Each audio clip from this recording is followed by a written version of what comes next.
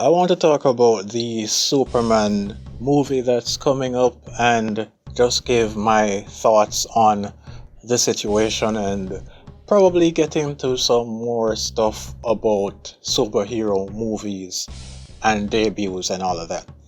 So, the Superman movie, some of the stuff that they've put out, it's like they're taking the worst character moments of Superman and showing us that.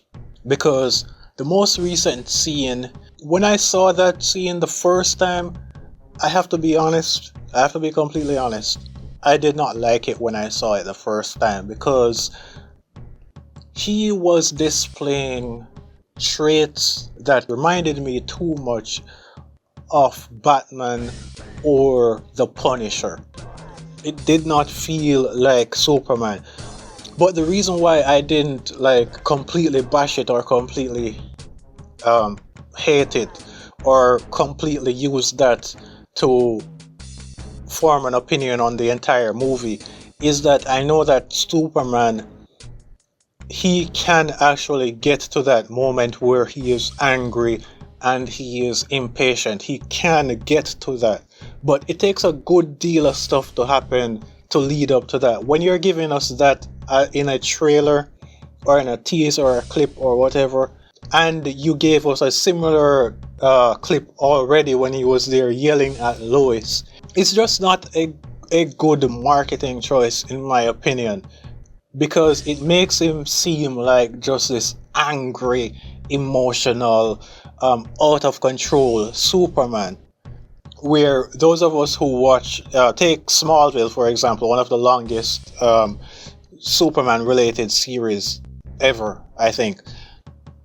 Clark, in that he can actually get to that point where he's angry, but there's a whole bunch of stuff that would have to happen before that he has to go through before he gets to that point where he's just flipping over desks and yelling at someone angrily. You want to highlight the best parts of what makes Superman Superman.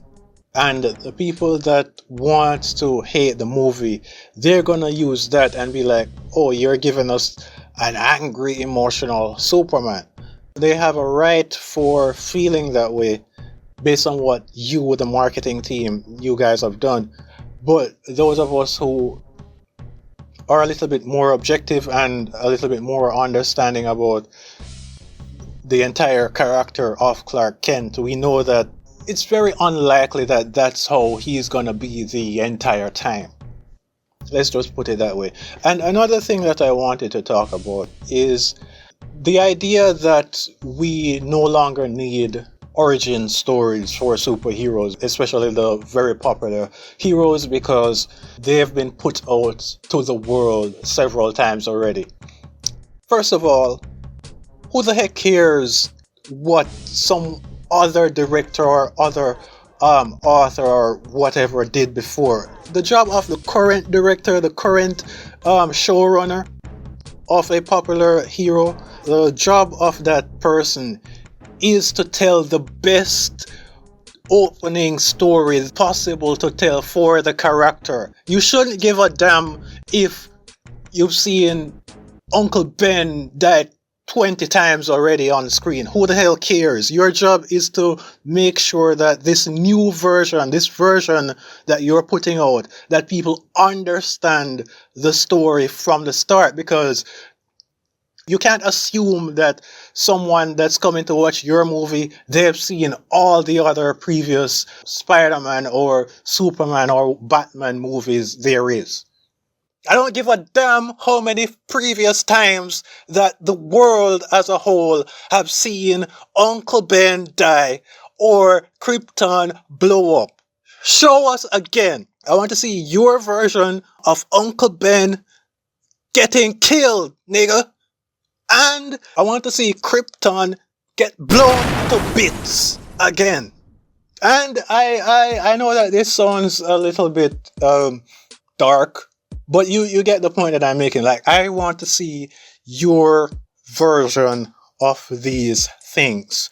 So that is why Spider-Man Homecoming, that is one of the biggest reasons why it will never, ever, ever, ever, ever, in my eyes, be considered a good or great superhero film for me personally, because it completely skips over the entire Uncle Ben, great power, great responsibility type thing. They are claiming that literally every single person that was going to see that first Spider-Man Homecoming movie have seen or have read all of the other iterations before. And it seems like it's the same thing that James Gunn is doing with this new Superman. I don't know for sure because the movie isn't out as yet, but based on what I've read and seen, that's it. I, to this day, haven't seen the Reeves Superman stuff. The first Superman movie I saw, I think, was Superman Returns.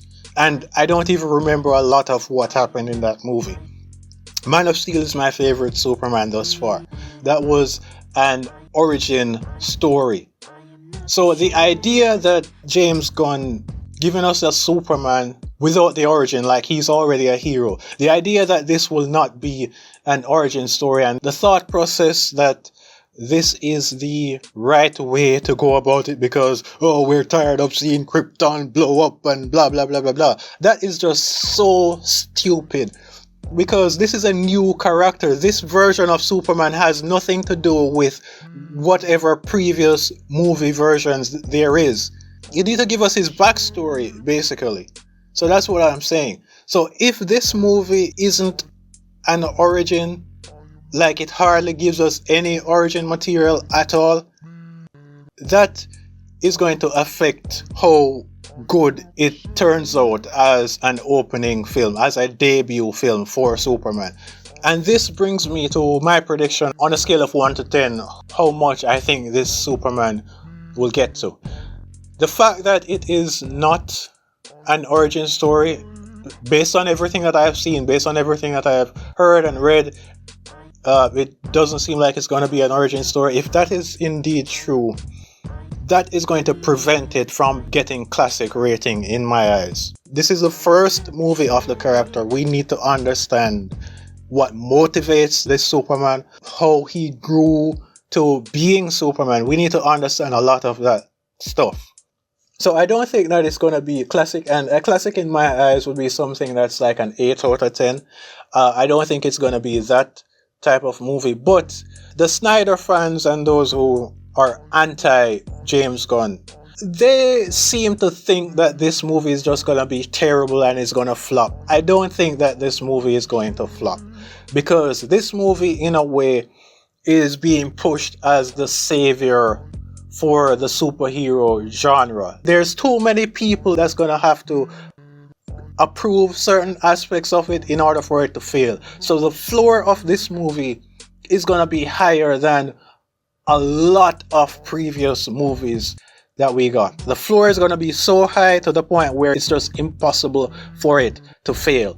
But with that said, I think that the greatness of the creator and those involved, that is where they would have to take it over the edge. That's where your own uniqueness will have to elevate the ceiling. They're going to elevate the floor, all the people involved.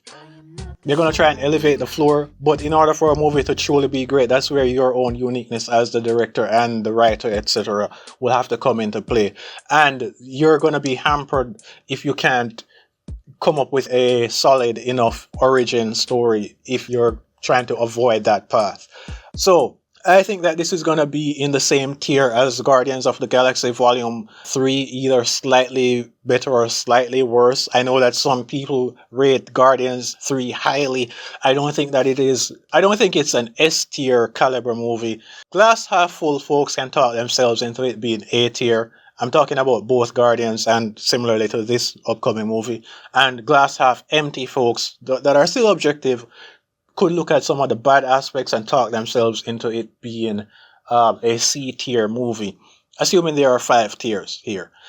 Which means that I think that this is going to be a B tier movie. I think it's going to be a 7 out of 10 range. That's my opinion. But let me know what you guys think. And peace.